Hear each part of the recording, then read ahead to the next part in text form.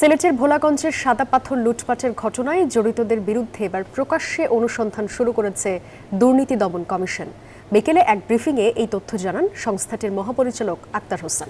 এদিন কর ফাঁকির অভিযোগে এস আলম গ্রুপের মালিক সাইফুল আলমের দুই ছেলের বিরুদ্ধে মামলা হয়েছে বলেও জানায় দুদক।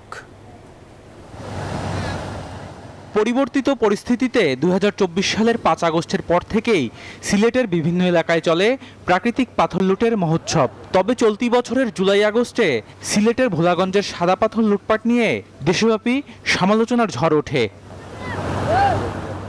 এমন প্রেক্ষাপটে ভোলাগঞ্জের সাদা পাথর এলাকায় অভিযানে যায় দুর্নীতি দমন কমিশন। ওই অভিযানের প্রতিবেদনে সাদা পাথর লুটপাটে জড়িত স্থানীয় প্রশাসন ছাড়াও অন্তত ৪২ জন রাজনৈতিক, ব্যবসায়ী ও প্রভাবশালী ব্যক্তির নাম উঠে আসে। এবার সাদা পাথর লুটপাটের ঘটনায় জড়িতদের বিরুদ্ধে প্রকাশ্যে অনুসন্ধান শুরু করেছে দুদক। পাথর লুটে জড়িত সবার বিরুদ্ধেই আইনি ব্যবস্থা নেবে সংস্থাটি।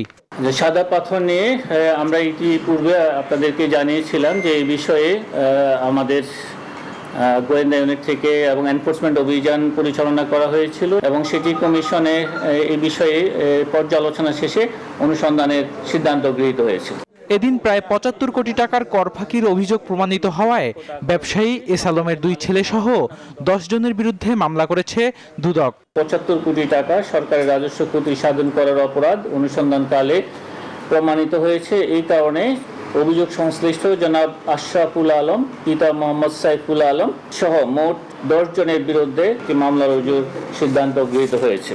এছাড়া জালিয়াতির মাধ্যমে ১২০ কোটি টাকা আত্মসাতের অভিযোগে ওয়েস্ট অ্যাপারেল লিমিটেডের চেয়ারম্যান আব্দুল্লাহ সহ ১০ জনের বিরুদ্ধে আরও একটি মামলা করেছে সংস্থাটি। বদরুল আলম শাওন, নিউজ 24, ঢাকা।